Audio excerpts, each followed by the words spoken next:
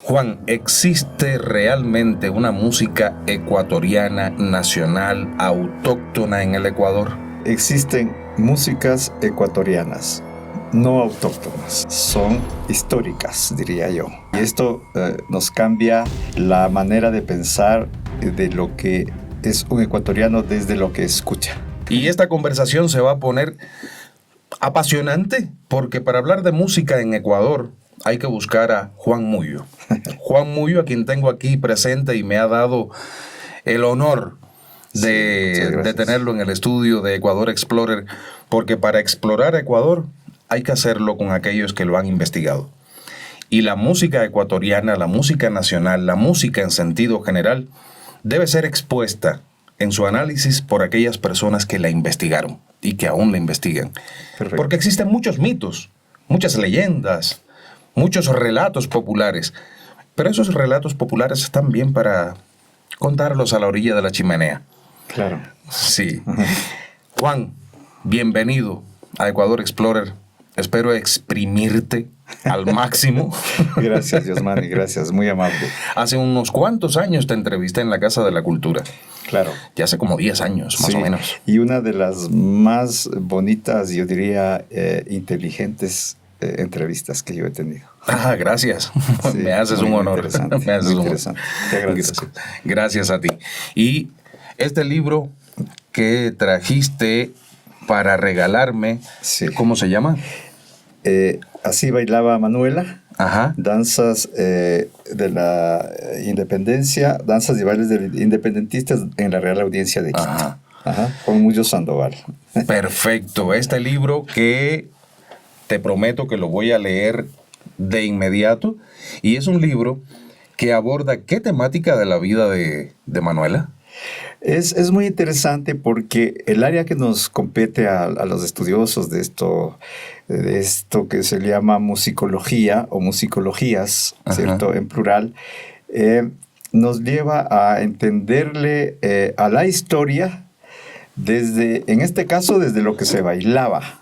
Ajá. Y desde lo que se bailaba históricamente una heroína, nuestra heroína, sí, un capítulo, un tema poco conversado, ¿no? Poco conocido, en donde ella conspira políticamente, ¿cierto?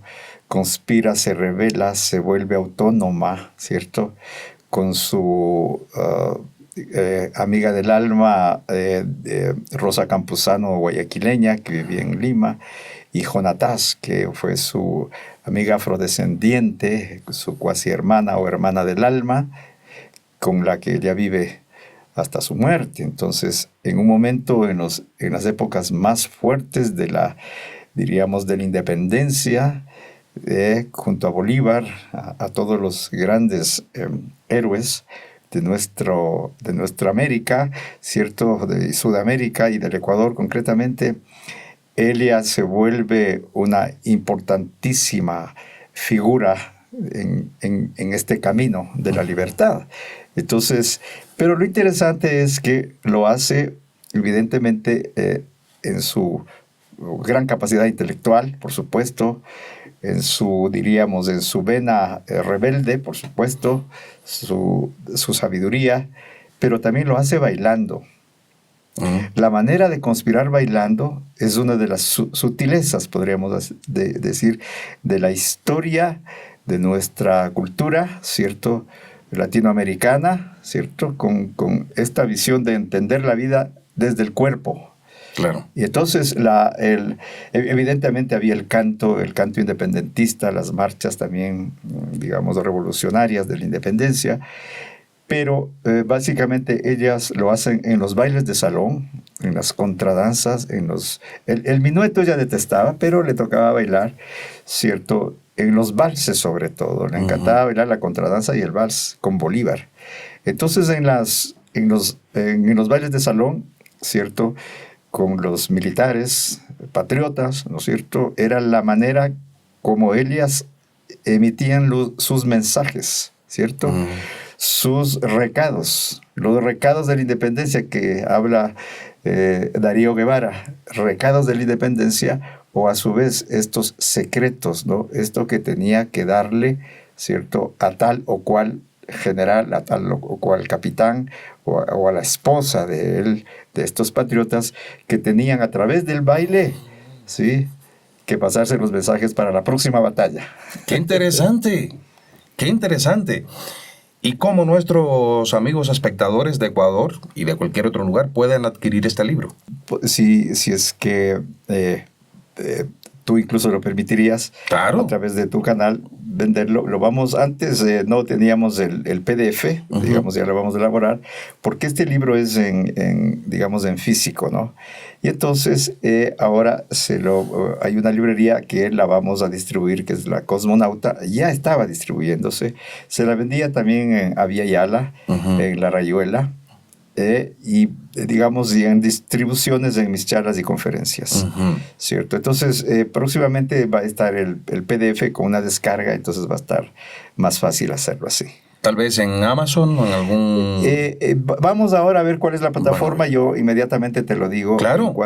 En cuanto ya tengamos la forma. Pero por supuesto, en físico está agotado en este momento. Tengo unas pocas. Puede ser, si tú les pones un teléfono mío de pronto o mi correo. Pero por supuesto, aquí debajo está ya. Ajá. Ahí le tiene. Perfecto. Sí, entonces puede ser con mucho gusto, pues, hacerles llegar. Pero por supuesto, claro que sí. Aquí está el número de teléfono de Juan Muyo. Se pueden contactar. Juan Muyo Sandoval. Importante el segundo apellido. Muy importante. Muy importante. Sí. Juan Muyo Sandoval, para que lo contacten si desean adquirir este libro que tan gentilmente me ha obsequiado en el día de hoy y que prometo leerlo, como lo decía. Pero sí me parece súper interesante el tema que aborda, porque es desconocido. Claro. Es un tema desconocido. Y si quieres adentrarte en las cuestiones históricas de la cultura del Ecuador, esos entresijos que existen por allí, esta es una maravillosa oportunidad. Contacta con Juan Muyo y podrás adquirir tu libro. Pero vamos a continuar ahora con el tema que nos reunió aquí. Decías que existen músicas. Ajá. Eso ya deja un abanico demasiado amplio para abordarlo, ¿no? Músicas nacionales, músicas ecuatorianas. Cuando dices eso, ¿a qué te refieres?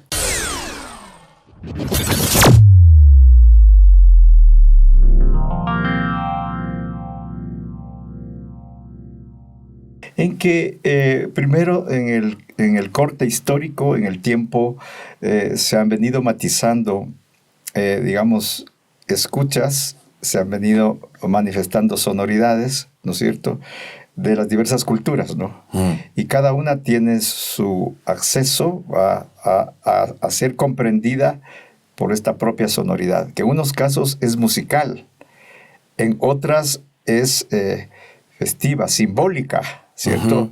Entonces, ¿qué quiero decir con esto? Un ejemplo, hay un silbato digamos, de hace 2000 años, posiblemente, no tengo el dato exacto, que lo está investigando un arqueomusicólogo argentino, Esteban Valdivia, ¿no? Y él dice que el símbolo sonoro de la ecuatoriana tiene que ser, es el silbato de una mujer, digamos, de una figurilla de una mujer, dice, único incluso en la historia de la música universal. Entonces, algún rato te puedo poner en contacto, es un personaje bastante interesante y me parece muy como profundo que diga, es casi como el himno nacional, ¿no es cierto? Porque esta es una botella, digamos, un silbato digamos, en forma de mujer y que de tanta complejidad, sí, que ha dado en muy pocas maneras, en muy pocos ejemplos, perdón, cómo se elaboró esta profunda técnica para sacar un sonido o sonidos en esta figurilla, ¿no? Él dice, entonces, propongo que este sea el sonido del Ecuador. Me impactó en una conferencia.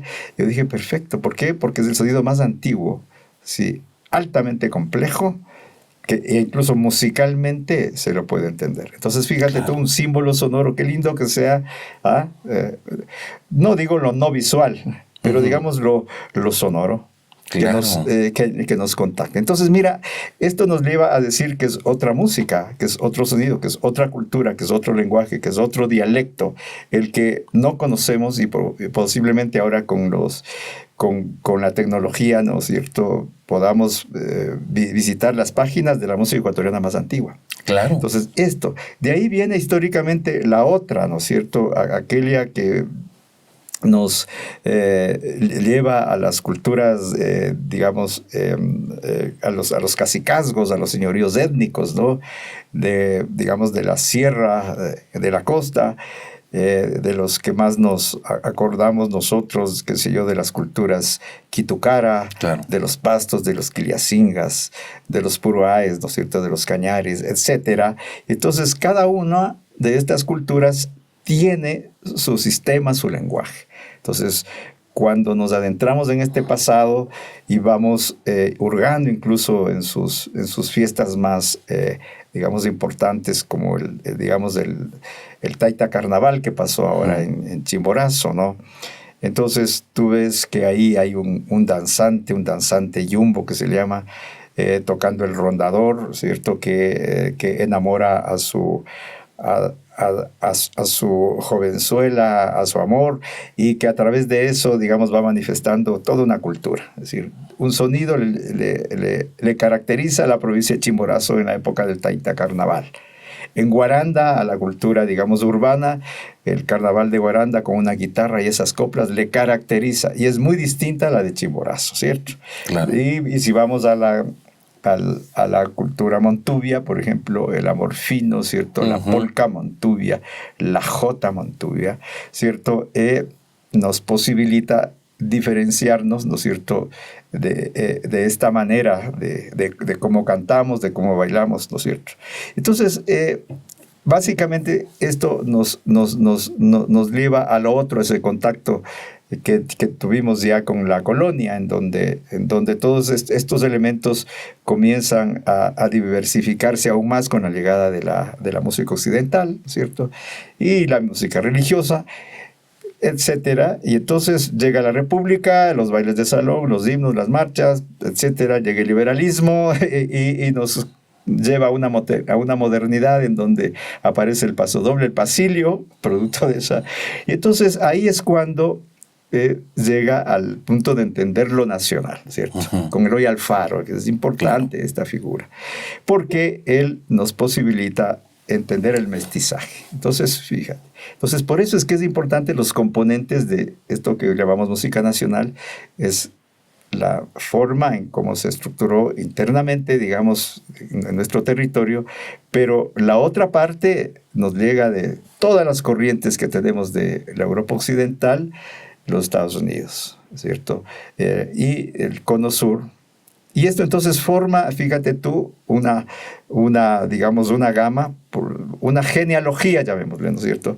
Una genealogía de ritmos, de géneros musicales, de danzas, que nos llevan ahora a entender que lo que escuchamos ahora es producto justamente de esas otras naciones, de esas otras nacionalidades que llegaron a nuestro pueblo. Entonces, claro, no hay nada, y yo creo que qué país va a tener algo, digamos, genuino, entre comillas, ¿no es cierto? No, somos producto justamente de esta historia, de esta diversidad maravillosa. Ajá. Y ahí justamente quería llegar porque no podemos olvidar que en América somos mestizos. Claro. Somos un pedacito de América, de la América prehispánica, somos un pedacito de España, somos un pedacito de Italia, somos un pedacito de Medio Oriente, de Asia, de África. América es el lugar donde totalmente todos nos convertimos en un gran ajiaco. Exacto. Somos parte de ese ajiaco.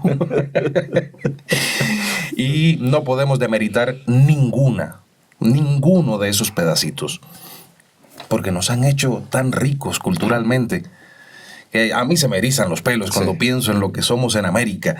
Y ustedes levanten el ánimo como americanos, siéntanse con el alma llena de todos esos pedacitos, porque si te miras en el espejo, quizás tienes los ojos más cercanos a nuestros queridísimos indígenas, o tienes la piel más cercana al africano, o tienes los labios más cercanos a los europeos.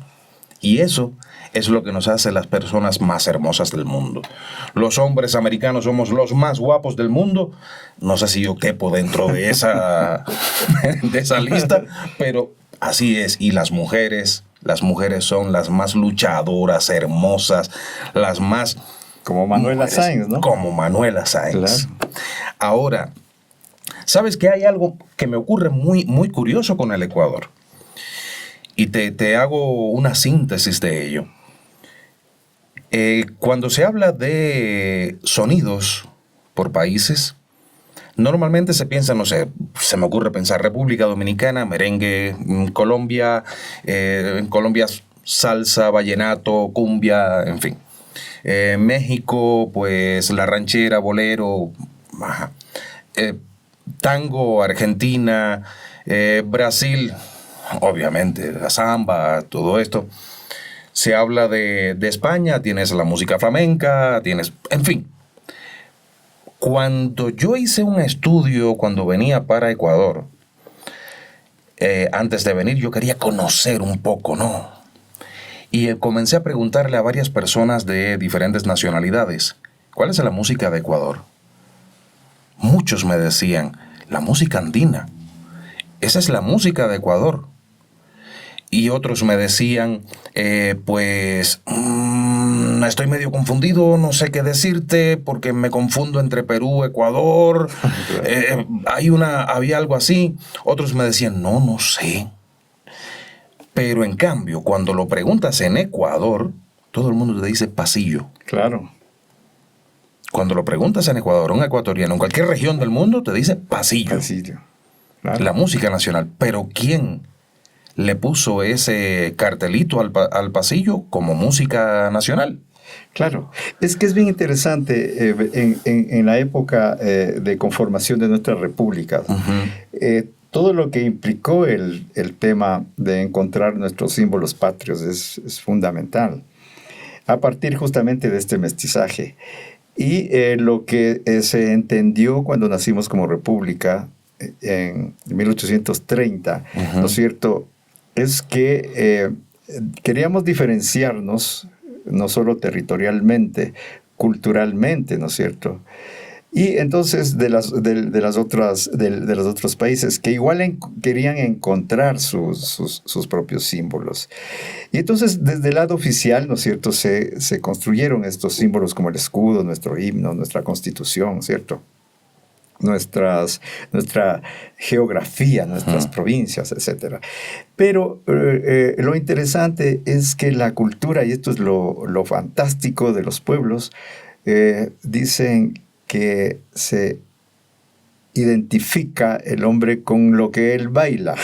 Claro. Esto es bien importante, el cuerpo, ¿no?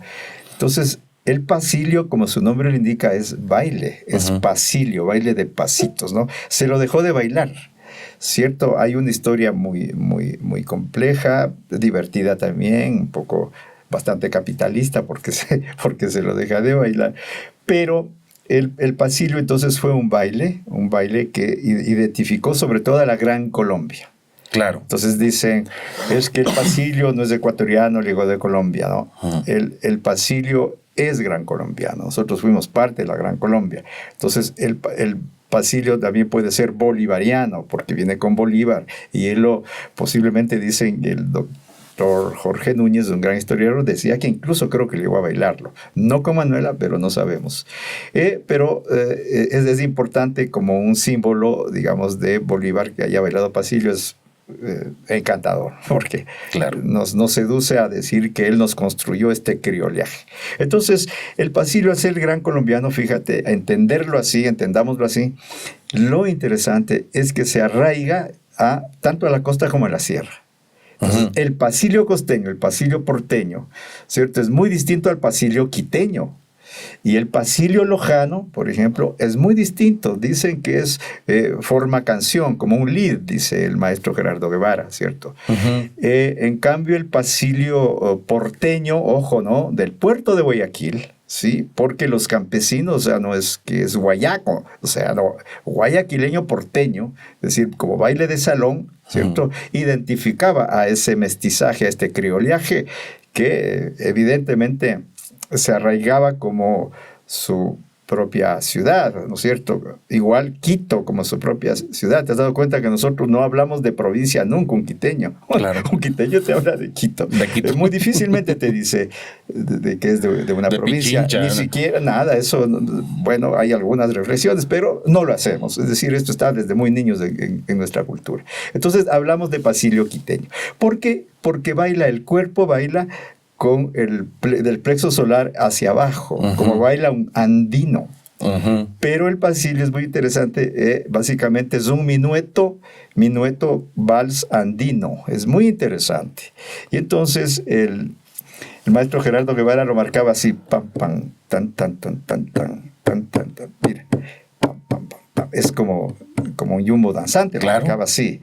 En cambio, en Guayaquil, si tú ves, es ping, pam, pam, pam, pam, ta, ta, ta, pa, pam, ta, tam, pam, pam. Claro. Es como contradanza. Entonces, fíjate, esto es bien interesante, porque la gente sabe más bailar que cantar. No sé si, creo que todos cantamos, evidentemente, pero el baile no necesita mucho, diríamos, ¿no?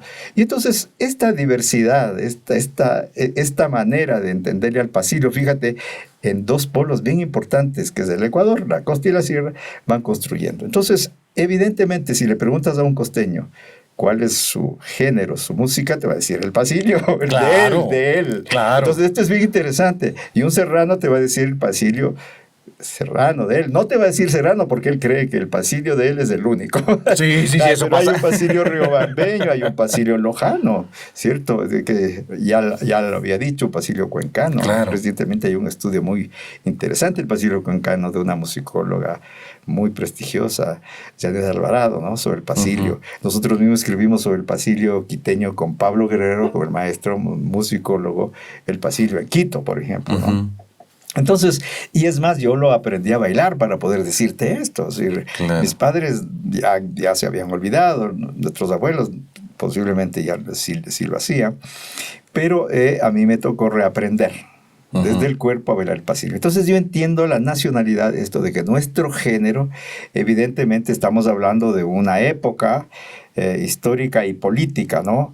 Porque ¿en dónde están las otras culturas, ¿no es cierto? Como la cultura imbabureño, tabaleña, de la Amazonía, la afrochoteña, la afroesmeraldeña de la costa del Pacífico, la cultura mantuvia. Entonces, ¿en dónde están? Entonces, ahí cada uno va a reclamar y te va a decir no. Si es que le dices a un afroesmeraldeño, te va a decir no, es la marimba. Eso es. Entonces, mira, esto es bien interesante. Y del chota la bomba. Sí, digamos, entonces a eso voy yo más bien, es que en el proceso de constitución de la nación republicana, ¿no es cierto?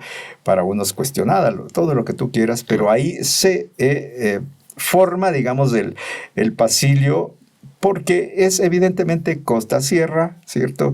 Es muy, digamos, tiene mucha herencia del minueto en la sierra, en Quito, y en la costa de la contradanza. Ustedes tienen contradanza. Claro. Y es más fácil para ti bailar un pasillo costeño, te lo juro, porque Claro. que un pasillo quiteño, porque es evidente que somos, digamos, geográficamente distintos. Entonces, por ello es que, y se podría decir que, claro, evidentemente hubo una época compleja en cuanto había un etnocentrismo, ¿no?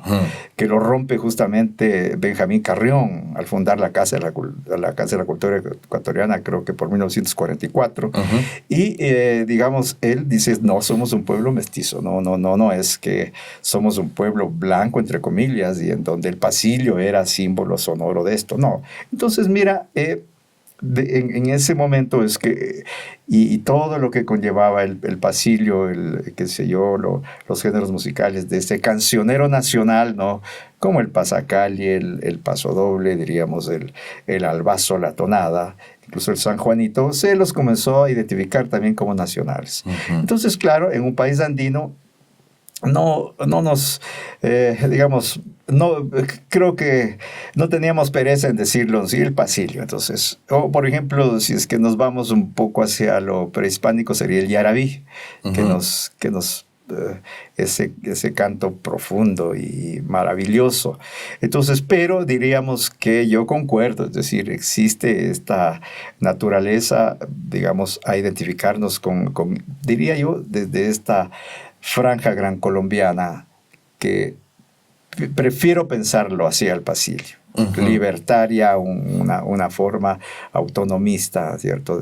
Claro. De manifestarnos desde el baile, desde la fiesta. Sí, porque el pasillo tiene mucho del pasillo colombiano. El pasillo ecuatoriano tiene mucho del pasillo. De hecho, se deriva del denominado pasillo colombiano, con la característica típica de esa melancolía ecuatoriana. Y esa mezcla también. En la sierra, no en la costa. En la sierra, claro. No el porteño. Claro. Entonces, mira, es bien interesante porque, claro, perdón que te haya interrumpido, pero claro, es eso, es decir, la tendencia a generalizar, ¿no? Porque digamos, como que en la época de la educación, diríamos, normalista, ¿cierto? Se propugno, obviamente, una nación blanqueada, ¿cierto? Excluyente, sí, por supuesto, y en donde se creía, ¿no es cierto?, que la única cultura, digamos, era aquella urbana, así que si tú quieres blanco mestizo y todo lo demás no existía. Benjamín Carrión nos cambia esto, y entonces es por ello que ahora, al hablar de diversidad, también debemos hablar de una diversidad sonora, ¿no es cierto? De una diversidad sonora y con un territorio sonoro o una geografía sonora también en cada lugar. Entonces, por eso es importante y me encanta ya no hablar de San Juanito, sino de San Juanitos, de pasilio, pasilios, ¿cierto? En plural. Claro. Entonces, nuestros pasillos sería lo correcto. Y me pienso en mi cultura, en mi familia, y lo mejor es, cuando se dice pasilio hay que pensar en la familia, en tu padre, en tu madre, en el tío como bailaba, si es que lo vieron bailar, si no aprendan. Sí.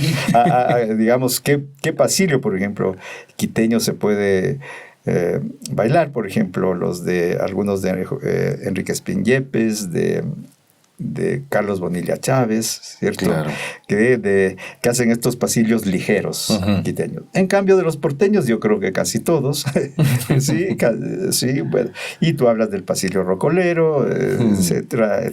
Bueno, entonces tú tienes ya varias diversidades. Entonces, a eso me refiero. Genial conversar con un musicólogo. Cuando me siento a conversar en una entrevista con personas conocedoras de temas, como es tu caso, a mí me gusta ir más allá, me gusta escarbar en lo profundo, en las raíces. En una conversación que tuve recientemente, muy recientemente, que fue lo que me disparó la idea y dije, bueno, pues Juan Muyo es la persona para conversar de esto. Estábamos dialogando, tomándonos un delicioso café ecuatoriano y me dijo, mira, hay algo fundamental en Ecuador que hay que entender, pero no sé cómo entenderlo. En la música ecuatoriana, la única figura que tenemos descollante ha sido Julio Jaramillo. Porque también tenemos a Guayasamín, a Jorge Casa, en fin, pero Guayasamín en la pintura y Jorge Casa en la literatura. Pero tenemos a Julio Jaramillo como una figura descollante. En Ecuador fue un fenómeno. En América Latina, muy fuerte, o América Hispana, como quieran llamarle. Muy fuerte. En Estados Unidos tuvo una presencia que golpeó fuerte dentro de la comunidad hispana. En Europa ya menos, pero bueno, todo se debe también a una serie de factores. Y más aún en su momento pico, a partir del 57 hasta mediados de los años 70, por ahí, que fue el pico de Julio Jaramillo, una popularidad gigantesca, se convirtió en un ídolo. Claro. Y aún sigue siendo venerado como un ídolo, pero por generaciones que ya van quedando atrás a los jóvenes que están ahora emergiendo. Ese es un fenómeno que abordaremos después. A mí lo que me interesa ahora conocer es por qué razón ocurre que solo un cantante ecuatoriano ha logrado traspasar fronteras como lo hizo Julio Jaramillo. ¿Es un problema de sistema, de Estado? ¿Un problema de allí, porque de talento no creo. Claro. Porque conozco talentos ecuatorianos que, por favor, ¿está en eso un problema de sistema? Sí, por supuesto. La mezquindad de la polaridad social que tenía estas sociedades poscoloniales, ¿no? Por supuesto, que generaron una marginalidad a su, digamos, en este caso, ¿no es cierto?, cultural hacia su pueblo. Es decir, una clase social, ¿no es cierto?, que en unos casos, en la época del latifundismo, ¿no? ¿Cierto? Generó, digamos, condiciones semifeudales, fíjate tú, ¿no? Claro. Hasta recientemente, hablemos hasta el año cuando se da la reforma agraria, si la gente le decía patrón a un hacendado, si estamos hablando de los años 1960, muy cercano, ¿no? Claro. En la ciudad, por ejemplo, ¿no es cierto?, como en Guayaquil, por ejemplo, ¿no? Luego le hicieron a Julio Jaramillo un museo y ahora se nombran todos que son Julio Jaramilistas, por decirlo, ¿no es cierto? Pero justamente esas culturas de la burguesía porteña, ¿no?, fueron las que le despreciaron en la época que nace Julio Jaramillo, en la época de la radiodifusión, ¿no? Le decían la voz de las cocineras, fíjate tú, en Cuenca, claro, hay datos exactos de esto, ¿cierto? Prácticamente fue expulsado de Guayaquil, porque era descendiente de jamaiquinos, tenía, ¿no es cierto?, descendiente tal vez de un campesino de Machachi, etcétera, su pelo rizado, su contextura, que ahora se nos torna maravillosa, porque esa es nuestra identidad. Pero en esa época, estamos hablando del auge de Julio Jaramillo, ¿no es cierto?, él fue excluido, como muchos, solamente de la parte, en el caso del puerto de Guayaquil.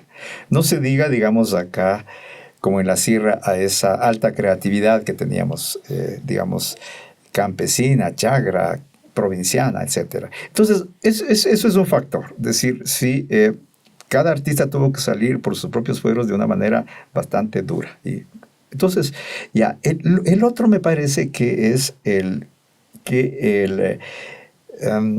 la discografía, ¿no? El poder del capital discográfico y de la radiodifusión también, ¿no es cierto?, de las productoras de discos. Estamos hablando de la música, diríamos, ¿no? Claro. De las productoras que sobreexplotaban la mano de obra, el trabajo creativo de sus artífices, de sus compositores. ¿Cómo? ¿No es cierto?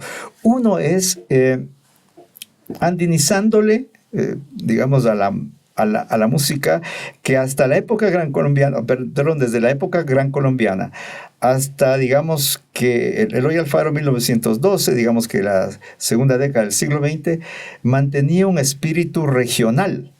Es decir, Venezuela, Colombia, Ecuador, Perú, digamos, norte de Chile, diríamos un poco más también hacia Centroamérica, ¿cierto? Teníamos similares, ustedes en las partituras que nosotros hemos encontrado, ¿cierto?, son similares aires y ritmos, o sea, nos manifestamos, por eso el pasillo, digamos, tiene mucho que ver en esta franja, ¿no es cierto?, gran colombiana.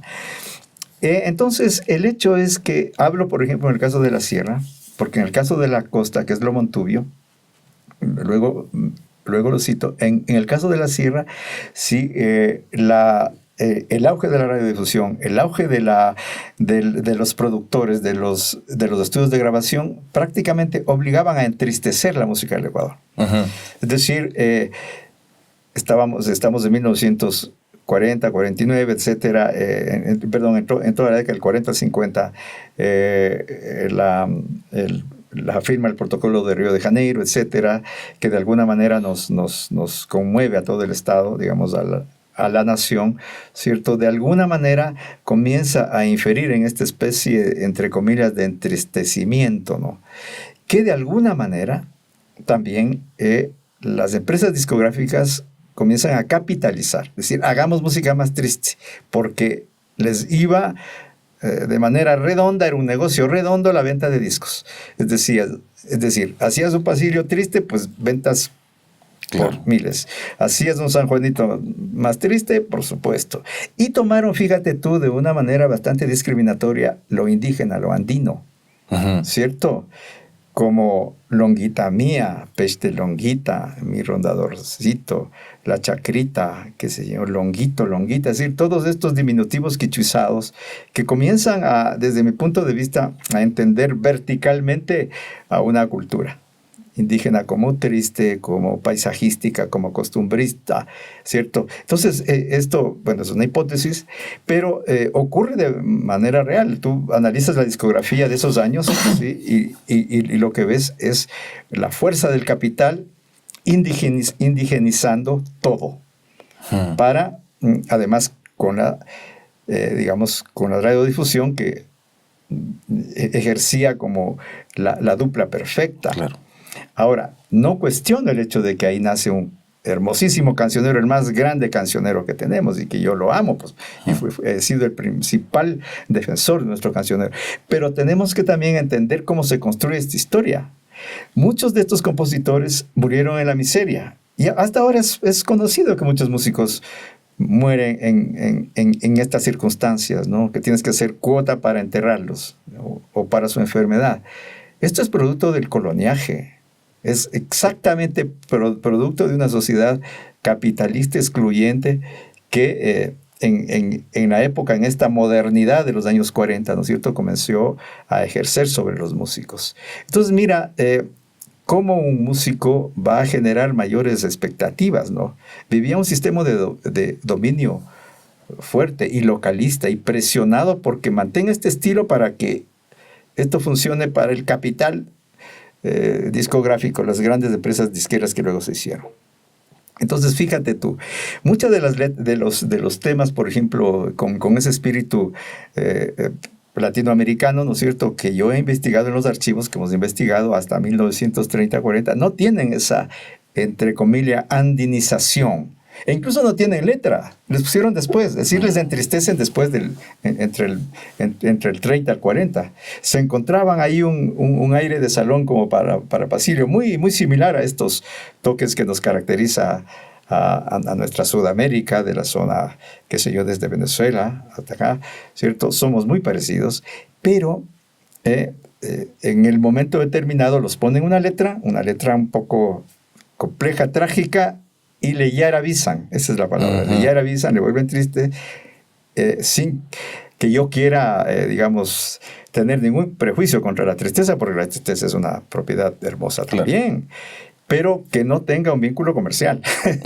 Entonces, mira, yo creo, esto es otro factor que me interesa decírtelo. En el caso de la costa de los Montubios sí fue arrasado, ¿sí? Fíjate que desde 1930 hasta el 60 no existe documentación, fíjate tú, con respecto a los archivos musicológicos, archivos sonoros. Es decir, se ocultó. Tú no sabes lo que fue la flauta montubia, la tambora, ¿cierto? Que tocaban, como ahora están tocando las flautas de millo colombianas, que tú ves con esos sombreros preciosos y las tamboras. Era muy similar a la música montubia. Pero ¿qué pasó? Este poder hacendatario terrateniente, ¿cierto?, le oculta, le sojuzga, ¿no es cierto?, y casi lo desaparece. Entonces, fíjate, todo Schubert Ganchoso está ahora recuperando una guayaquileño de gran trayectoria musical. El grupo Machecaña de Manta, por ejemplo, está reivindicando su música a Montubia con Raimundo Zambrano, etcétera. ¿Sí me comprendes? Entonces, mira, este momento es la oportunidad, con grandes talentos que estamos saliendo hacia afuera, digamos, fuera de los territorios. Pero me parece a mí, producto de la poscolonialidad, ¿cierto?, que que al Ecuador, o sea, a sus artistas, ¿cierto?, los claudicaron de alguna manera. Es decir, muy pocos, por eso Julio Jaramillo tiene que salir. Él se hace afuera. Claro. Pero también Olimpo Cárdenas, Lucho Bowen, ¿cierto? Hay algunos, digamos, músicos del Ecuador así. Entonces, fíjate, yo creo que no hay que... un día me corto un poco. No hay que, iba a decir, pero lo siguiente. Es que en un encuentro de no recuerdo si era entre amigos o era algún coloquio. Margarita Lazo me pregunta, dice, ¿te has fijado, Juan, que Mercedes Sosa no cantó jamás una canción ecuatoriana? Wow, yo me quedo impactado. Y esta pregunta le hice en un encuentro de musicología sobre la nueva canción latinoamericana que se lo hacía entre algunos países, un encuentro internacional, y yo hice una exposición sobre la nueva canción en el Ecuador. Y comencé con esa pregunta a mis colegas latinoamericanos, argentinos, brasileros, venezolanos, cubanos, etcétera, ¿cierto? Entonces, la pregunta pegó fuerte. Entonces, Pablo Salgado, que es un comunicador de aquí de un programa radial, digamos, al recordar algo de Mercedes Sosa, yo le puse en el Facebook, ¿no? Le digo, mira, te voy a hacer la siguiente pregunta. ¿Por qué no cantaría Mercedes Sosa una canción ecuatoriana? Claro, y abajo una señora un poco dice, bueno, ¿y qué importa si no cantó? ¿Es algo importante? Entonces yo puse, es otra pregunta buena para otro, digamos, para un coloquio o un siguiente coloquio de musicología. ¿Importa que Mercedes Sosa no haya cantado un tema de música ecuatoriana? Claro, entonces, vivió aquí, nos amó mucho, etc. Pero fíjate, no cantó. La pregunta es pertinente, simbólicamente pertinente, porque ves, nos hace reflexionar. Entonces, un poco como para concluir esta parte, es decir, yo creo, es justamente lo que tú dices. Son los sistemas de dominación, son estos, el poder estatal, como el de ahora, como el de anteayer, como el de ayer, como el del otro año, etcétera, ¿cierto? Que al tema de la, no voy a decir de la cultura, ¿no? Sino de la expresión sonora, corpórea, de las expresiones simbólicas de una nación, ¿cierto? De un pueblo, de un territorio, sí, no las entienden. ¿Por qué? Porque simplemente hay poca formación hay en sus conceptos, en sus intelectos. Esto viene de la casa, esto viene de la escuela. Entonces es por un lado, digamos, hay grandes, digamos, pensadores, ¿no? que nos han ubicado en una historia, si tú quieres, escrita, ¿cierto? Pero nos hace mucha falta entender estas otras historias desde lo que se escucha, desde lo que el cuerpo expresa, ¿no es cierto? Desde lo que ahora, felizmente, desde lo que el cuerpo, desde lo que el ser humano, el sujeto, se alimenta, que es importante. Desde que el sujeto tiene un saber, tiene una artesanía, es decir, estamos comenzando a conocerlos desde estas otras fronteras. Entonces, por ahí va. Un problema de sistema. Yo creo. Sí, yo también pienso lo mismo, porque talento sobra. Claro. Pero no hay por ejemplo, una industria musical. Por ejemplo. No existe. Por ejemplo. Y los medios también hacen su parte. ¿Sabes que también me ocurrió algo? Y yo siempre en este tipo de conversaciones tiendo a irme un poco a lo anecdótico, porque en el contacto social se aprende mucho. Uh-huh. Y se generan muchas interrogantes. Yo conocí a una persona que por cuestiones yo estaba impartiendo un taller, y esta persona, por supuesto no voy a mencionar nombre, es de un estrato social de lo que llamamos clase alta. Yo detesto hablar de clases. Lo detesto. Nada más que mencionar eso no me gusta. Tiene sentido, claro. No tiene sentido. Somos seres humanos y punto. Por supuesto. Pero bueno, para hacerme entender. Y estábamos hablando de algunas cuestiones relacionadas con la cultura de los pueblos, las manifestaciones artísticas. Y llegó el caso y me dijo, íbamos en el auto, y me dijo, yo le pregunté, bueno, ¿y el pasillo? ¿Cómo te gusta el pasillo? Me dijo, no, para nada. Claro. Para nada, a mí el pasillo no me gusta. Yo no soporto el pasillo. De hecho, el pasillo yo lo considero así. Literalmente me dijo, lo considero de populacho. Bueno, no éramos amigos ni nada de eso. Y dije, no voy a seguir por aquí porque esto va a terminar mal y mejor hago silencio. Pero coincidentemente, como al mes de aquello, me lo encuentro en un semáforo. Yo iba a cruzar al otro lado. Las cosas de la vida, ¿no?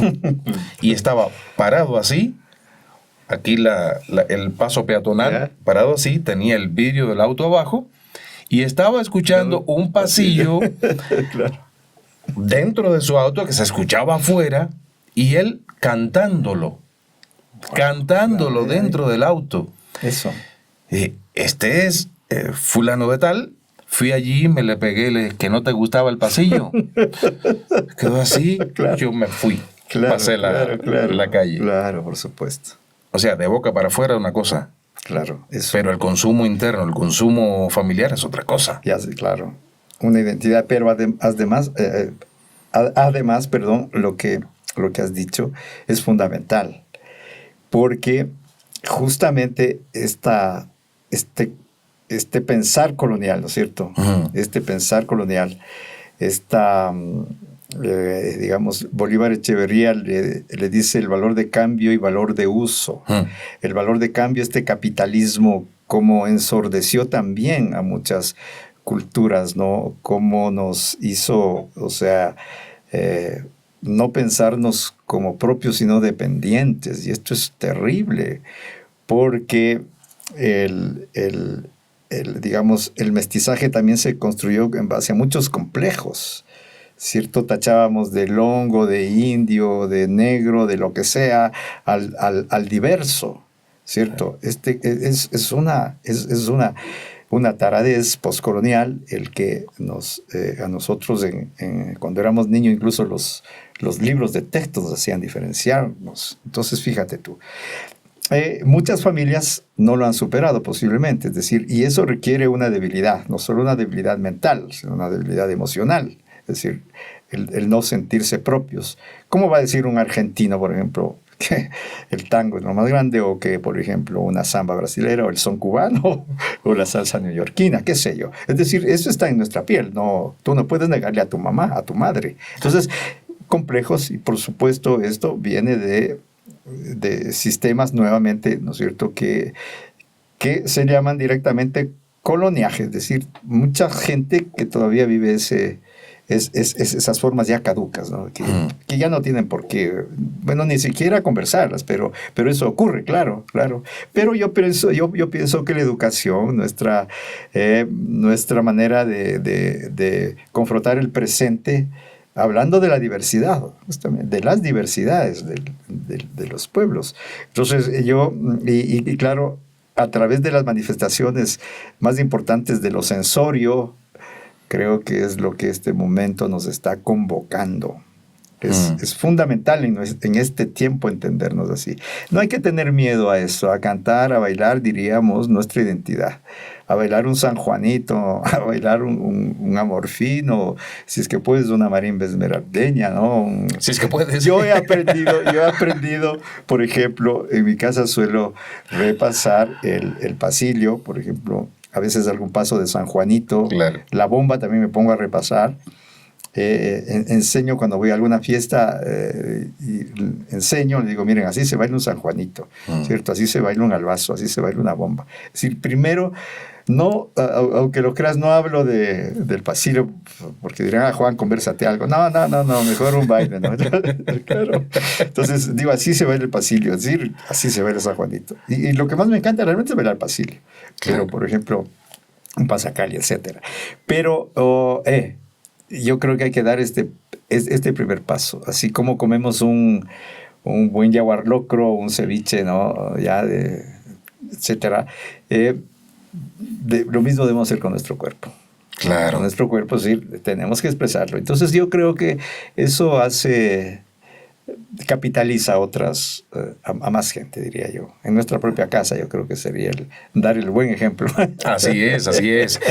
Sabes que esta persona que cité hace un ratito es una persona de nuestra generación, no es una persona joven. Pero yo me vinculo mucho. Gracias por eso. O sea, ya no. Bueno, ya, No, bueno, ya, yo sé, mira. sí, ya yo ni siquiera Por las supuesto, peino. no, así es. Ya prefiero eliminarlas, pero no puedo ocultarlas. Claro, por supuesto. Sí. No, igual. Hay jóvenes con los que yo me relaciono, obviamente, también. Tengo hijos jóvenes también, que literalmente... Yo tengo un nieto joven, Mateo. Sí. Fíjate tú. Sí me viste abuelo, pues fíjate. Claro. Y tengo un nieto fíjate tú, de 10 meses, de Sebastián, que fíjate tú, así es que soy abuelo joven y abuelo viejo. Ya tú ves. Pero genial, genial. Vamos a ver cuándo me dan a mí la oportunidad de que me digan abuelo. Abuelo joven. Sí. Pero como te decía, me relaciono también con jóvenes. Y hay una tendencia, yo diría que abrumadora, a desdeñar lo nacional. Claro. Ya no voy a hablar exclusivamente de un género ni de otro. A desdeñar lo nacional y a amar determinados ritmos, géneros. No voy a mencionar nombres porque hay algunos que de hecho yo no los tolero, los tengo dentro de una lista negra. Creo que pero todos. La vida no es tan negra, diríamos. Pero sí hay algunos ritmos que yo en lo personal no. Claro. Yo en lo personal. Sí. Y por esa razón no quiero generar discordia ahora dentro No, de los espectadores. Es un asunto personal, simplemente. Y considero que todo aquel fenómeno que ocurren dentro de las sonoridades del mundo, por alguna razón ocurren. Por alguna razón ocurren. Algunos vienen enlataditos como productito de mercado con algún propósito, pero bueno, eso le corresponde a los musicólogos como tú discernir. ¿Se puede rescatar algo que no se quiere rescatar? Esta pregunta te la hago pensando como un joven de 20 años, ecuatoriano hoy, que no quiere saber de pasillo y le ponen pasillo y te dice, eso es cosa de abuelos. Eso ya no nos interesa a nosotros. Le pones un San Juanito, le pones, no, yo quiero bailar reggaetón, quiero bailar no sé qué, canto tal cosa. ¿Se puede rescatar algo que no quieren rescatar? Claro, es que aquí, por ejemplo, entra el tema de la interculturalidad, por ejemplo, ¿no? El tema tan discutible, unos para bien, otros para no tan bien, el tema, no quiero prejuiciarlo, ni tampoco, digamos, darle ningún otro sentido de la plurinacionalidad o pluriculturalidad, que son conceptos, en unos casos, desde mi punto de vista, me construyen, porque me hacen pensar en el otro de una manera profunda, comprometida, si yo lo acepto así. Pero para otras personas no tiene el mismo significado. Entonces yo creo que también es político. Y es decir, el hecho de que los gustos, por supuesto, son políticos, porque tú defiendes identidad. Entonces a los chicos que de pronto rechazan, no sé si decirlo así categóricamente, rechazan o simplemente no les gusta, es porque existe algún hecho tal vez ideológico, ¿no es cierto?, tal vez alguna, digamos, didácticas no muy bien, digamos, utilizadas en una época determinada, incluso educación, ¿no es cierto?, que atraviesan esto. Entonces, más bien me pongo a pensar que hay generaciones con otro tipo de información, ¿cierto?, que no viven en su tierra, no viven en su país, ¿no? Viviendo acá mismo viven otra cultura, entonces viven otra frecuencia, que me parece a mí que es legítimo, que además tarde que temprano, creo yo, termina influenciando a redefinir lo que es nacional. Entonces, eso sí me parece importante, porque digamos, es algo como determinante que el otro escuche algo distinto. Que eso nos fortalece más. Es la dialéctica, nos genera en unos casos mayor propiedad. A ti, por ejemplo, el señor que rechazó el pasillo y después lo escuchaste, es como los agachaditos, ¿no? Sí. Nadie va a los agachaditos de aquí de Quito La Floresta, nadie va. Sí. Pero si lo encuentras y le pescaste algún día. Que me ha ocurrido también. Entonces, mira, claro, ocurre también eso, es decir, hay culturas, digamos, que, o a su vez que yo diría, interculturas, ¿cierto?, que muchas veces no saben que lo que escuchan es algo nacional, pero que ya está fusionado, que es lo que ocurre aquí muchísimo, en las tecnomúsicas, por ejemplo, ¿no? Entonces, yo creo más bien en que esto, lo que Bolívar Echeverría dice también, el barroco americano, ¿sí?, cómo él interpreta lo barroco con esta diversidad de formas culturales, ¿no es cierto?, que no tienen nada que ver con ese barroco europeo, sino que nos definen ahora esta serie de gamas culturales que tú asistes en este corte histórico. Entonces, pero yo le diría que los chicos de alguna manera son San Juanito. No te preocupes. Es decir, si detestan, no les gusta, no sé qué, son San Juanito. Entonces, al San Juanito mismo posiblemente ya no le gusta decirse San Juanito. Claro. Le gusta decirse otra cosa. El San Juanito sabe preguntarle si sería una entidad. ¿Por dónde se irá? ¿Se irá a la cumbia? ¿No es cierto? Hay un San Juanito cumbia, ¿no es cierto? Sí, hay un San Juanito más pop, se va por allá. La fusión. Un tecno, ¿cierto? Hay mucho. Yo he visto ahora San Juanitos de toda índole. Entonces no sabes tú si ese estereotipo de San Juanito le gusta al chico o a su vez simplemente lo baila por otros lados, pero que el clásico ya no le interesa, por decirte. Lo cual puede ocurrir. Por ejemplo, a mí me encantan los pasillos clásicos, los San Juanitos clásicos, evidentemente, la época del indigenismo, hasta los años 60, 70, diríamos. Esa discografía es maravillosa. Pero si tú le oyes al grupo Inti Illimani, un San Juanito ya ha hecho canción latinoamericana, pues nos encanta.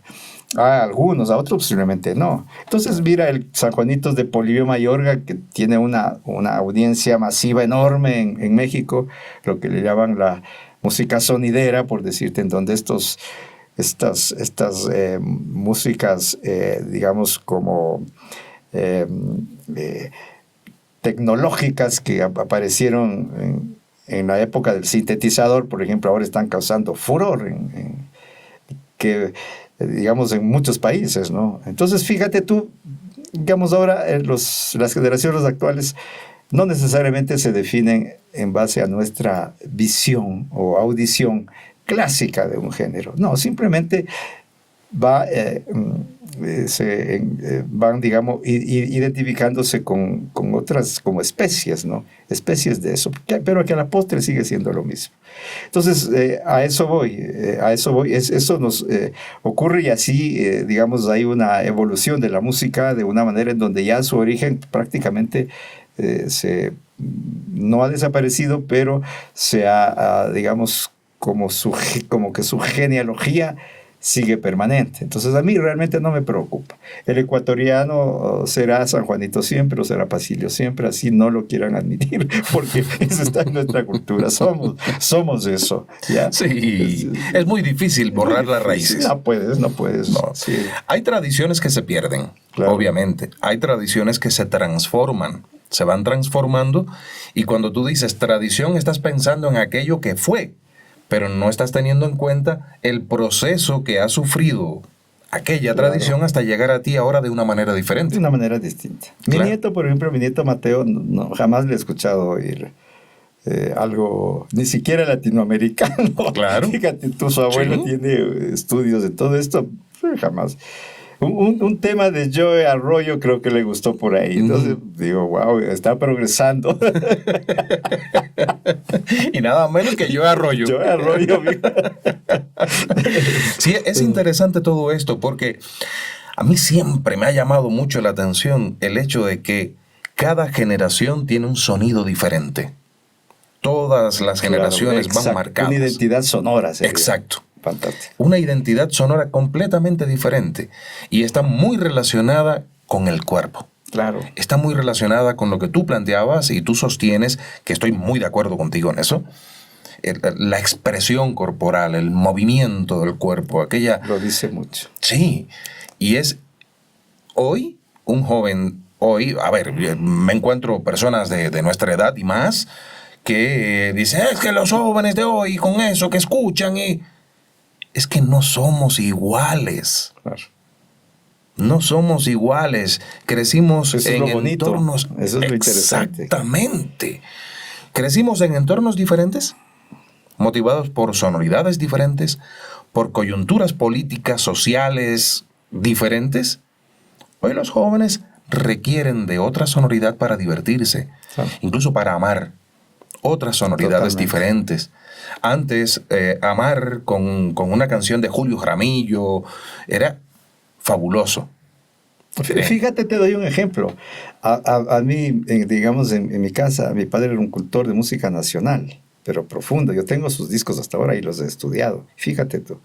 Pero a mí me tocó aprender la música ecuatoriana. Uh-huh. Bajo los... Yo soy de la, digamos, de la década de toda la efervescencia de la nueva canción, por ejemplo, claro, ¿no? De la canción latinoamericana, en donde nuestras identidades eran profundas. Oíamos la nueva trova, fíjate tú, oíamos el canto popular argentino, etcétera, la nueva canción chilena, nuestra misma nueva canción. Entonces, y nuestros músicos, nuestros líderes, diríamos, yo era todavía un muchacho, hacían sanjuanitos y albazos recuperando justamente la memoria esta maravillosa que tenía nuestro canto andino, por ejemplo, ¿no? Uh-huh. O del Valle del Chota, que era lo más común escuchar. Entonces, pero nunca me había yo puesto a pensar en la música de mi papá. Fíjate, yo siendo uno de los mayores estudiosos ahora, digo mayores estudiosos en mi casa, ¿no? Porque déjate de modestias. Déjate de modestias. O mi barrio de Tumbaco. Eres una voz autorizada en el Ecuador para hablar de esto. Entonces, pero digo, fíjate tú, hay que decirlo, o sea, me tocó aprenderlo. Entonces, ¿cómo le vas a pedir digamos, a otra generación como la había, si tuvieron que pasarla un poco más dura, diría yo, para aceptar? O sea, no fue fácil, yo creo. Hubo un gran trabajo de los músicos de mi generación, en todos los estilos, ¿no? Los poperos, los cumbiamberos, todos los que, mal o bien, qué sé yo, que pusimos la carne al asador por nuestra música. Entonces yo creo que ahí se formó bastante esta escucha social ya con mayor propiedad, creo yo, ¿no? Y entonces a lo que voy es a esto, es decir, escuchábamos de nuestra casa, por ejemplo, mis tíos tocaban en una estudiantina. Tengo parientes, vengo de una familia de músicos de la casa, de la familia, diríamos, ¿no? Y que escuchábamos esto, además del tocadiscos y todo eso. Pero fíjate tú la gran falencia, diría yo, educativa que me parece. Y otro, nuestro cuerpo. Es decir, yo diría a quienes te escuchan, te ven, que nada más un gesto nos podría ayudar a conversar con las nuevas generaciones. Entonces, si debes aprender a bailar un sanjuanito, o como tú sabes bailar un son cubano, ¿cómo no voy a pensar que no vas a bailar un son cubano? Y tú vas a pensar cómo yo no voy a bailar un sanjuanito. O sea, esto está en nuestra piel. Pero es importante la actitud. Hay un musicólogo mexicano que dice, hay un concepto que dice l'Afro-dance, ¿no? Entonces, esto es una anécdota bonita. Entonces dice que un día le dijo a la tía, estaba haciendo un estudio del género musical en la mayor profundidad musicológica, etcétera, ¿no? Entonces, ¿qué es el género musical? Una cosa tan complicada. Entonces dice, que le preguntó a la tía, oye tía, ¿y qué es para ti el cha-cha-cha? Para ver si es que le daba alguna definición. Y la tía lo único que hizo es cha-cha-cha.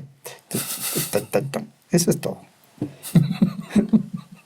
Me dijo todo, absolutamente con un movimiento. Listo. Eso necesita un niño. Tienes que decirlo. Claro. Cantarlo ahí, no sé, cualquier cosa. Claro. en tu casa, aunque sea que no te cueste 20 segundos. Pero ese chico, tu actitud de cómo se mueve Claro. tu padre, tu profesor. Entonces, pero si el profesor es acomplejado y le dices Pasilio y va igual que tu amigo, dice, no, yo no. No.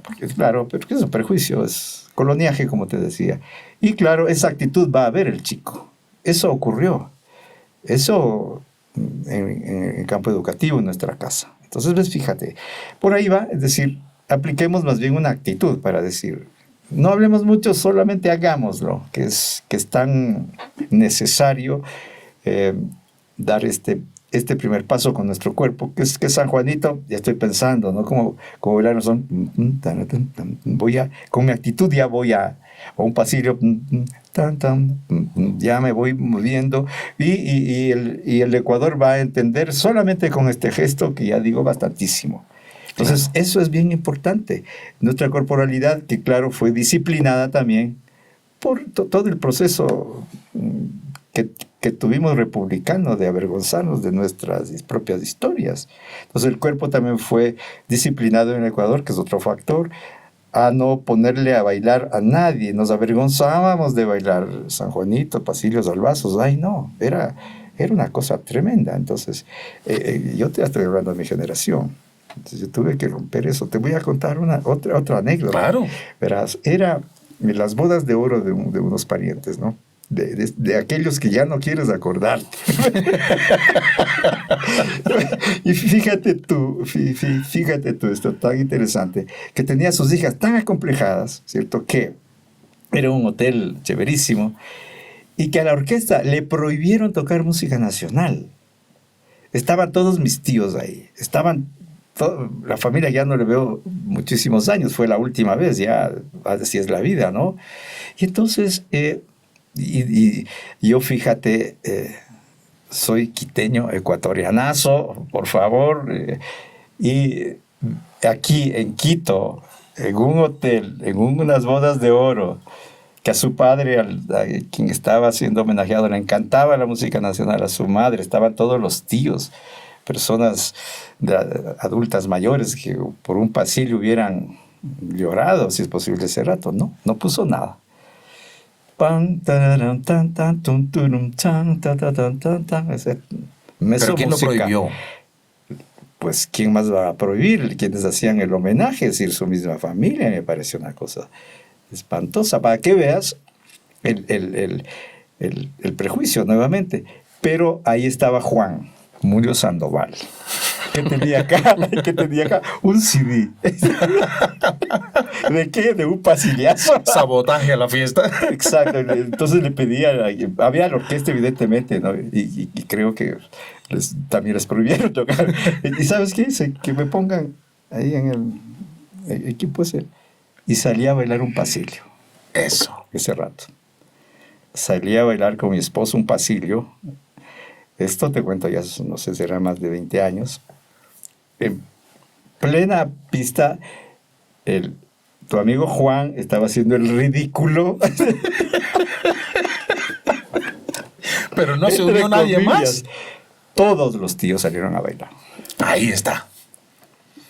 Bendito Fíjate. sea el ridículo. Bendito sea. Entonces, fíjate, yo claro, era ya me las traía de escritor un poco. Estaba formándose el escritor.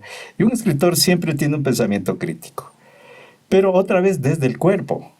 Y una llama de rebeldía. O sea, también. no hice como normalmente debería ser. Un whisky y me acercaba al micrófono. Ya eso había pasado, ¿no? No. Eso ya no está tan agradable. Pero así es. Ya cuando estás en la fiesta, que lo arribó yo, ya que el micrófono es popular. Oye, pero genial. Pero para que tú veas, decir, miren, eso yo creo yo que es una bonita experiencia, sí, compartirla con tus... Y es un ejemplo. Es un ejemplo que es importante que se escuche. Sí. Si estás en una fiesta y te ponen una música de otro sitio y estás reunido entre ecuatorianos, ser rebelde como Juan. Ser rebelde, rebélate. Bueno, no era tan rebelde, creo yo. Sí, bueno, sino sentido común, ¿cierto? Claro. Sentido común. Dicen algunos que es el menos común de los sentidos. Sí, en muchas ocasiones, ¿no? Pero bueno, esa es una anécdota. Pero genial tu anécdota y me parece que sienta bases para muchas personas también. Y da un ejemplo a seguir. Defiende tus raíces, defiéndelas. Claro. Ahora que estábamos hablando de... Esto no tiene nada que ver con lo que estamos conversando, pero me acordé. Hablamos de peinar canas, de que estamos en una generación y una serie de cosas. Y el otro día me asusté, me hizo reflexionar porque iba pasando por una funeraria, hermano, y me dieron un volante. Un volante. Caramba. ¿Qué es esto? Mirarme en el espejo, ¿qué pasa? Ya me están buscando como cliente. Pero bueno, la música ecuatoriana y las tradiciones, el corazón de un pueblo, la sonoridad de una nación. ¿Crees tú que se acercarían buenos tiempos para la música ecuatoriana solo con la buena voluntad o se necesita más? No, la voluntad es una de las cosas más bellas que tiene el ser humano, ¿no? El deseo, la voluntad, creo yo que... No creo que haya algo más bonito que la voluntad. No creo que sea ni buena ni mala. La voluntad, creo yo, que está en la piel de un pueblo. Yo creo que este es el momento de asumir nuestra propia historia, como siempre lo ha sido, de todas las formas. Yo lo hago escribiendo. Este libro, por ejemplo, yo me hice un libro, ya te digo pero me hice un libro sobre el cancionero, se le llama Cantos Montoneros y Chapulos, que es habla de las canciones que se hicieron en la Revolución Alfarista, entre 1895 y 1912, y después un periodo más de pasacalles que se comenzaron a conformar en torno a Eloy Alfaro. Es decir, a esa revolución se la cantó, claro, se la bailó, se la disfrutó, se la amó profundamente. Entonces, fíjate, un pueblo yo creo que actúa políticamente cuando evidencia en lo sensorio, en lo simbólico, esa profunda, digamos, profundo ser autónomo, ¿no? Ese profundo ser que nos ha caracterizado a los pueblos latinoamericanos, ¿no? De tener una voz contestataria. Entonces, fíjate, fue importante escribir en un periodo que se hablaba muchísimo de revolución, pero no había escuchado una sola canción. Fíjate tú, estoy cuestionando quizá algo extraño. En musicología tenemos que codificar canciones. Bueno, habrían 2, 3, pero una revolución que no tenga decenas, centenas de canciones, obras de teatro, cine, etcétera, no es. Entonces me preocupaba, fíjate tú. Eso es un escrito, preguntarse en momentos complejos, ¿no? Entonces, esto es lo mismo, ¿cierto? Hablar de una mujer, el libro de Manuela, a través de un baile. ¿Qué tan profundamente cuestionador es saber bailar o expresar un baile a través de un gesto identitario, autónomo, por ejemplo, ¿no? Entonces, yo creo que esto es importante hacerlo en la medida de que ingresa a lo que tú dices, ¿no? A la voluntad. La voluntad viene desde dentro, desde nuestra educación, desde nuestra genética, creo yo, desde nuestra familia, pero también de nuestro lado espiritual profundo. Porque esa voluntad se vuelve luego en fuerza y luego se vuelve en poder. Entonces yo creo que ahí viene el hecho de que nuestros estudios ahora histórico-musicales lo que quieren hacer es transformar justamente esta manera de existir de nuestras sociedades desde su sensorialidad política sería. Qué lindo eso, ¿no? Porque lo que escuchas te construye. Lo que suenas, tus paisajes sonoros se están develando mucho y a través de lo que se escucha tú sabes cuestionar y debes procesar esa escucha. Entonces, cuerpo, que me parece, fíjate, ahora hemos terminado hablando de cuerpos y de escuchas, que es muy interesante, más que de música, fíjate tú, porque que es hermoso y apasionante, pero esta música nos lleva a cuerpo y a escucha. Entonces, me parece a mí que hay que profundizar, creo yo, en nuestros hogares, en las maneras de identifícate con aquello que estás asimilando como corpóreo, o cuestiónalo también, y todo lo que estás escuchando, identifícalo o razónalo al menos. Pero por ahí ingresa muchísima información que como tú lo has dicho, ¿no? Es cuestión de sistema, que es, nosotros debemos entender de qué sistemas estamos como consumiendo, ¿cierto? Que es lo complejo, y no aprendiendo o conociendo, sino más bien consumiendo. Y eso me parece a mí que para eso son este tipo de diálogos, para ir construyendo sociedades del pensar, del conocer. Claro, y tomar una posición activa, no pasiva. Para eso voluntad, la voluntad que tú dices. Me encanta la palabra voluntad, porque nos lleva a tomar decisiones. Yo creo que van a llevarnos a conciencias, a maneras de entenderlo. Nuestra historia, la que estamos ahora, digamos, viviendo, que es grave, que es seria y que tenemos que salir adelante. Claro que sí, claro que sí. Humboldt dijo hace siglos que los ecuatorianos son seres raros y únicos, duermen tranquilos entre crujientes volcanes, sí. Viven pobres parados sobre innumerables riquezas, sí.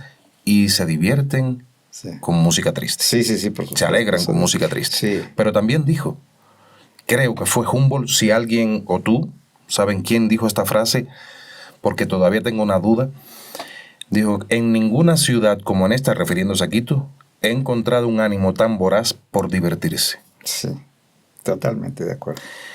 Fíjate, ¿es cierto que el ecuatoriano es triste?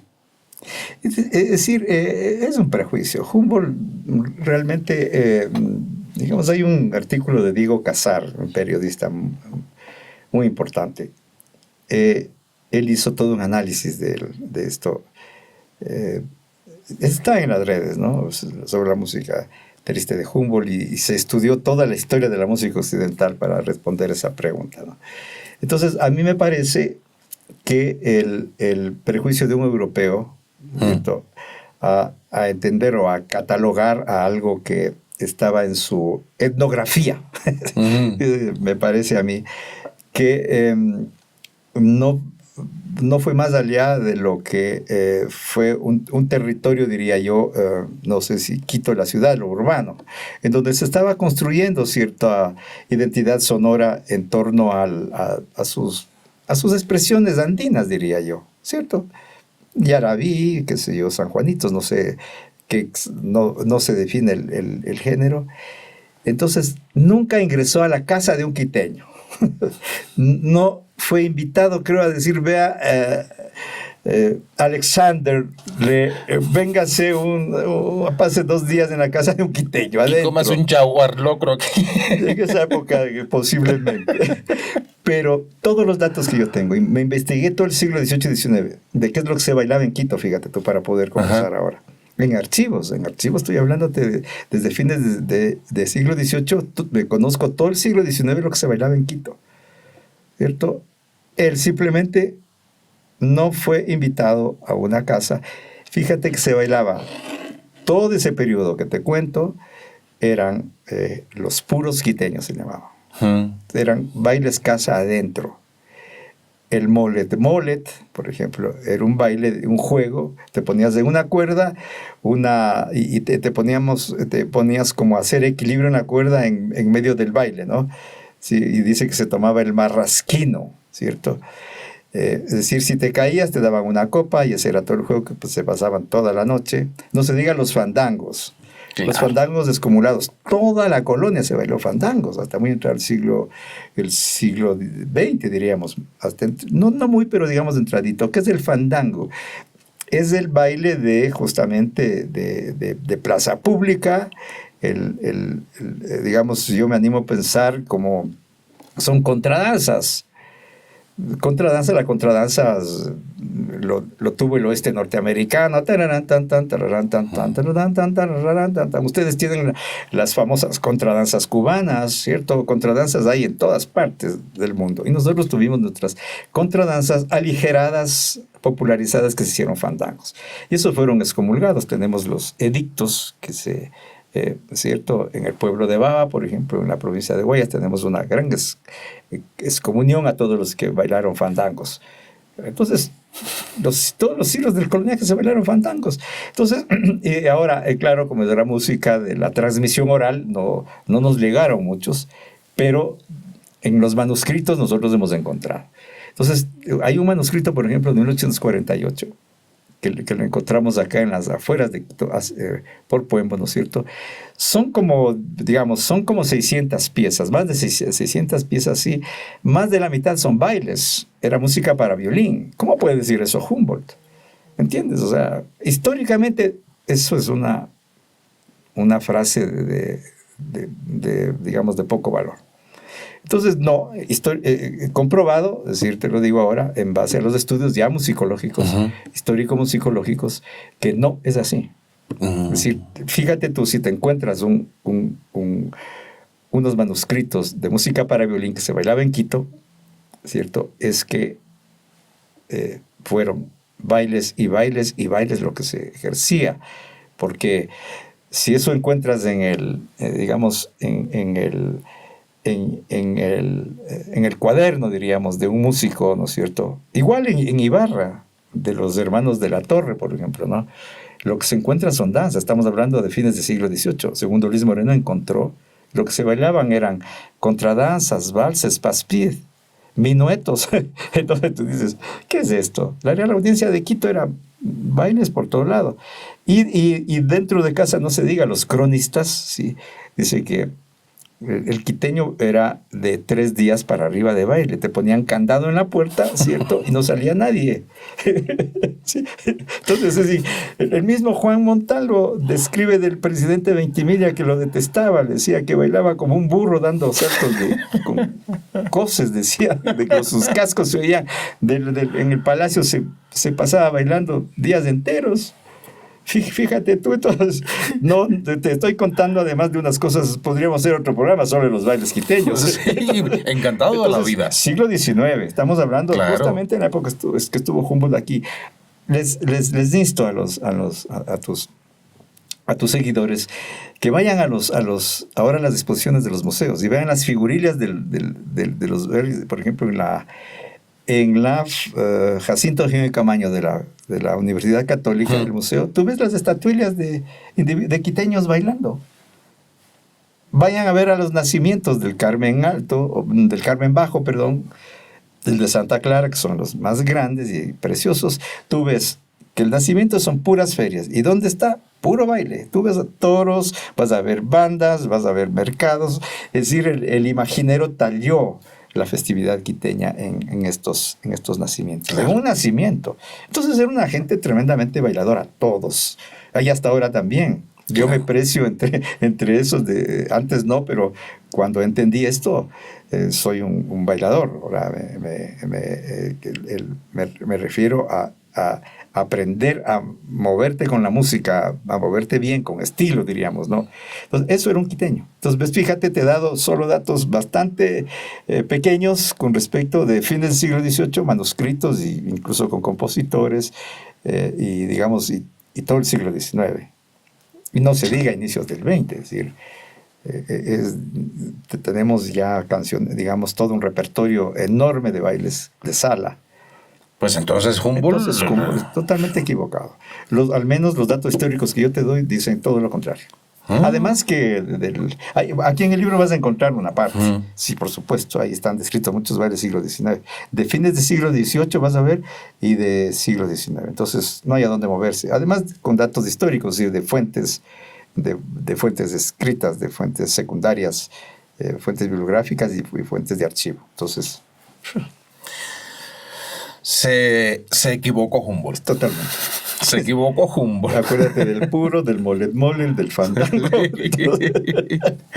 Podríamos llamarle que puertas adentro se armaban buenos despelotes. Acá, en Quito, no es ninguna ciudad sanfranciscana. Eso te lo garantizo. Jamás. Al menos en lo que he estudiado. Ni en los conventos. Bueno, de hecho te Ni en pones a los ver. conventos. No. Sí. Ellos eran los más farreros, los frailes. Claro. No se diga entonces. Si se hacían hasta túneles para moverse entre... Eso no lo sé. Yo creo que más bien. Bueno, se comenta por ahí. Se comenta por ahí. Quiero hacerte una última pregunta por hoy porque yo quisiera pasarme horas, pero tengo que agradecerte el hecho de que viviendo aún lejos del estudio hayas tenido la gentileza de venir hasta acá muchas gracias. a conversar, pero tienes que regresarte aún. Y yo pienso en eso. No pienso solo en el podcast, pienso también en el bienestar de quien me acompaña. Gracias. Y si quiero tenerte pronto por acá para seguir hablando de estos temas fascinantes. Porque cada vez que genero un podcast me place el hecho de imaginarme el rostro de las personas del lado de allá reflexionando sobre lo que se conversa. Y si podemos aportarle algo a alguien, nuestra misión de vida está cumplida. Así es. Y esta última pregunta se la hice ayer cuando grabé con Edison León. A Edison, directo amigo. Y claro. Le admiro muchísimo. Sí. Se la hice también a Edison León. Hablábamos también de temas polémicos, de temas muy interesantes. Si no has visto la entrevista a Edison, mírala aquí en el podcast. Ahí abajo seguro la vas a encontrar. Súper interesante sobre la población afrodescendiente en el Ecuador. Súper interesante el tema. Y él no quiso meterse en el tema de la música porque me dijo, si vas a entrevistar a Juan Muyo, ya que hable de eso, yo no. Entonces, esta es la pregunta. Supongamos que hoy los ecuatorianos en todo el Ecuador te nombramos como presidente de la nación. Presidente de la nación. Qué bueno.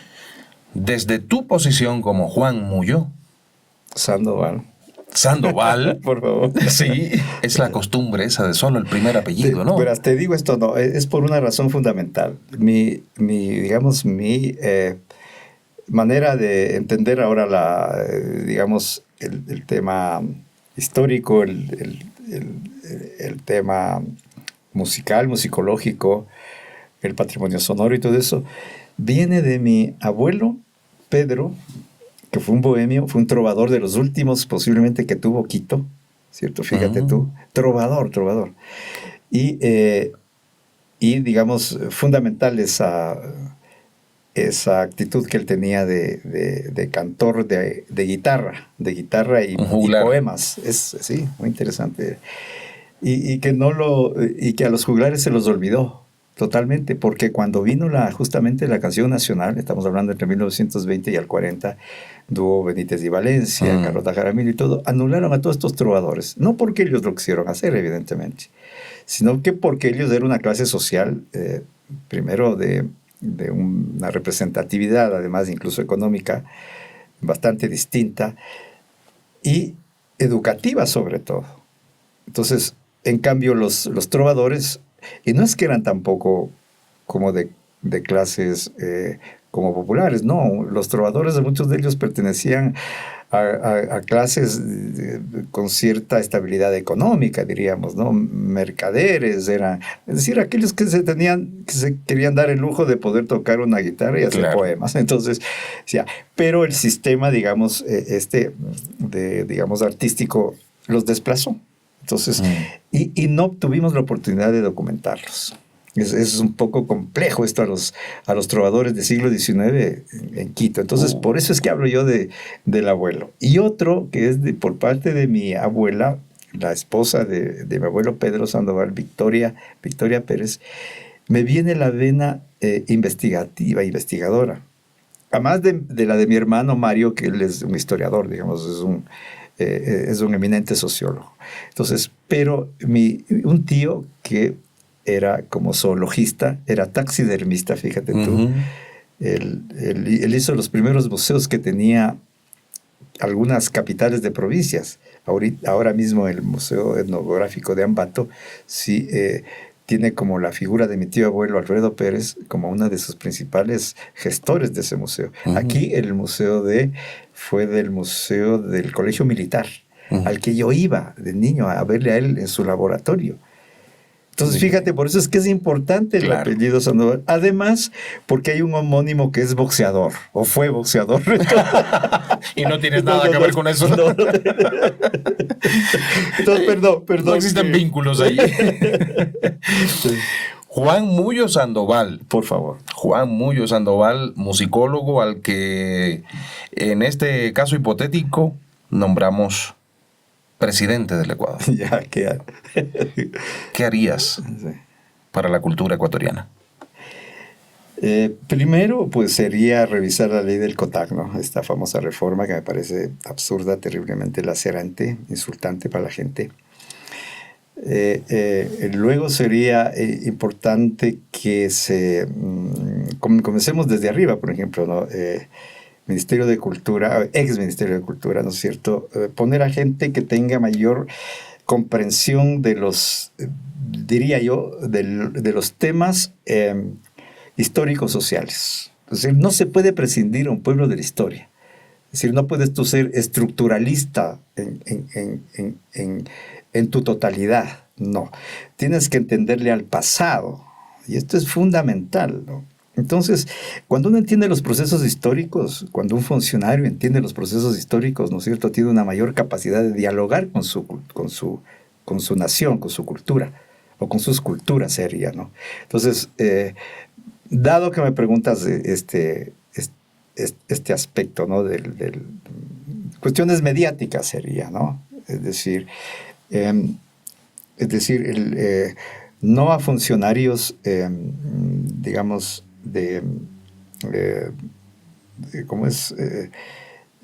que vienen, digamos, coyunturales, ¿no?, para tapar algo, sino debemos ser,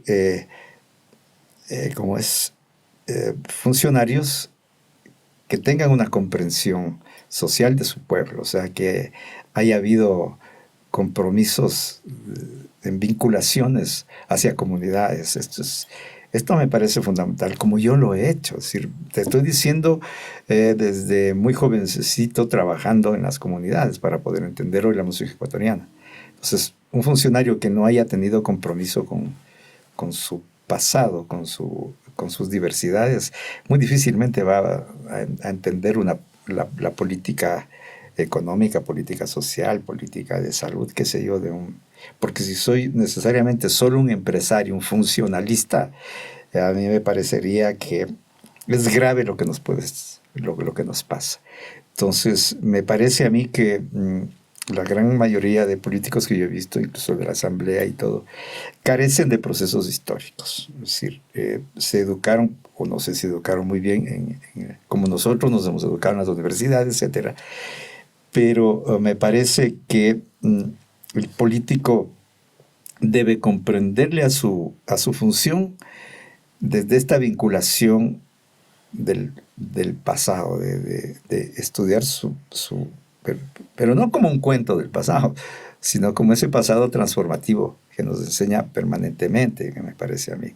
Entonces, funcionarios, me parece a mí, sin historia, carecen de una comprensión desde esa línea de su pueblo. Es decir, no tienen conexión histórica con su pueblo.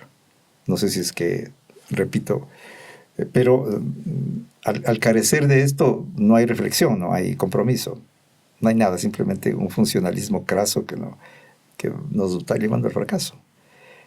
Por darte una respuesta, digamos, en mi espacio, en mi manera de... Yo le siento al país, le siento a lo que escribo, le siento a mi cultura, le siento a mi música, en el sentido de propiedad, diríamos, social, diría, desde esto. Yo me comunico con el antes, permanentemente, siempre, en lo que soy, en lo que he sido, en lo que... y cuando me comunico contigo y todo, siempre estoy viendo la historia que viene detrás a tu cultura, cubana, a tu cultura caribeña.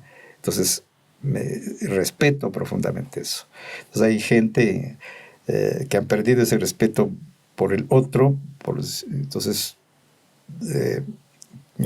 no alcanzarán a tener el valor de un sujeto actual, diríamos, peor aún si es que eres un funcionario. Entonces, me parece a mí, todos son desvinculados ahora de esta trayectoria que ha tenido el Ecuador desde sus inicios, al menos republicanos, diría yo. Eso es un poco. ¿Eso harías? Eso haría. Si te votáramos ahora como presidente. No te votáramos en la urna. Como presidente. Un empujón. Pues digamos mira. que es simbólico, es una respuesta simbólica, claro. Pero digamos. Necesitaríamos horas para que tú nos dijeras el plan tuyo de gobierno. No, pues por supuesto, que no lo tengo. Ni yo mismo tengo un plan de gobierno a mí mismo. Genial. En ese caso, genial. Sí, pero para un país. Un anarquismo un poco fuerte. Pero claro, ya es decir, es lo que he visto más bien en los últimos tiempos. Entonces, claro. La carencia de esta manera de entender como los grandes líderes sí lo hicieron. Claro, por supuesto. Es que si tú no sabes de dónde vienes, no sabes quién eres. No sabes quién eres. Y tampoco sabes a dónde vas. ¿A dónde vas? Eso se los nota. Claro. Eso se los nota. Pues sabes que tienes mi voto. Y no es problema, muchas gracias, pero no es problema de que se vayan a leer historia, no, ese no es el punto. No, es vivirla. Es vivirla. Es vivirla, es ir a sentir, es estar con la gente. Estar con la gente. Tú no puedes saber nunca lo que siente una persona que viaja en un bus a las 6 de la mañana como sardina en lata. Exacto. Si no te subes a ese bus como sardina en lata para experimentarlo. Claro. No puedes saberlo. Claro. Como también con una persona de clase media, lo que le puede ocurrir con su vehículo, tú tienes que conocer también a esa persona. Y volvemos con las clases que dijiste que no te gustaba no me gusta. La clase social. No me gusta, no la soporto. Pero está intrínseco en la cultura de nosotros. Yo prefiero hablar, te cuento, de culturas. O sea, sí, no, cuando hablamos en familia y todo, jamás nos referimos a alto medio, jamás. Simplemente es otra cultura. Claro. Sí, tiene más sentido. Es más dialogal. Es que me hace pensar en el sistema de castas, en toda aquella cosa que todavía la arrastramos. Claro, lo bueno, por ejemplo, en casa jamás se habló así, entonces no tuvimos problemas de cosas como estas. Más bien nos ligamos siempre a causas sociales desde mi madre, por ejemplo, no siempre una persona que con su mismo trabajo, con su mismo dinero, siempre apoyaba a la comunidad, siempre entregados con mi padre y luego en ciertos movimientos que tenían religiosos, a prácticas comunitarias. Mi hermano mayor, digamos, él fue sacerdote y él hizo una praxis en torno a la teología de la liberación, por ejemplo, muy interesante. Entonces nos criamos en esas facetas de entenderle al otro de distinta manera. Entonces no nos hicimos problema. ¿Puedo entrevistarle a tu hermano? Claro, ahora sí, es un historiador muy me interesa muchísimo. Fíjate, un poco historiador, ex sacerdote. Claro, sí. Todo lo que me has contado escritor, que ha hecho, escritor. No, por supuesto, claro. Me interesaría muchísimo. Él fundó, fíjate tú, uno de los movimientos campesinos. Él fue, siendo sacerdote, fundó algunos movimientos campesinos acá, incluso algunos movimientos estudiantiles. Mira qué interesante. En la época justamente de la teología de la liberación, de todos estos. Claro. Es escritor también. Los dos son escritores. Él ha escrito algunos libros, algunos trabajos. Por favor, dile que yo quiero tenerlo acá en el podcast. Y si está viendo la entrevista en este momento, te lo digo directamente, hermano. Mario Muyo Sandoval, ¿no? Mario Muyo Sandoval. Aquí te espero para conversar y aportarle un granito más a la sociedad. Hermano, si te vamos a elegir entonces como presidente, cuentas conmigo, cuentas con mi voto. Pues te agradezco infinitamente, pero ya debo rechazar el cargo porque tengo... ¿Tienes algún compromiso? No, tengo un pequeño negocio que atender y se me va todo el tiempo. ¿No te interesa hacer negocio en la política? No tengo ningún negocio. Ya, qué lamentable que se vea la política como negocio, pero bueno, en fin, eso es harina de otro costal. Muy que bien, se vea. bien. Juan, gracias, hermano. Muchísimas gracias. Muy ameno, una maravilla de Gracias, programa. hermano. Es lo importante que, aún contándonos y hablando de nuestros pesares, encontremos la forma de sonreír. Por supuesto. La sonrisa, la alegría es lo único que puede transformar al mundo.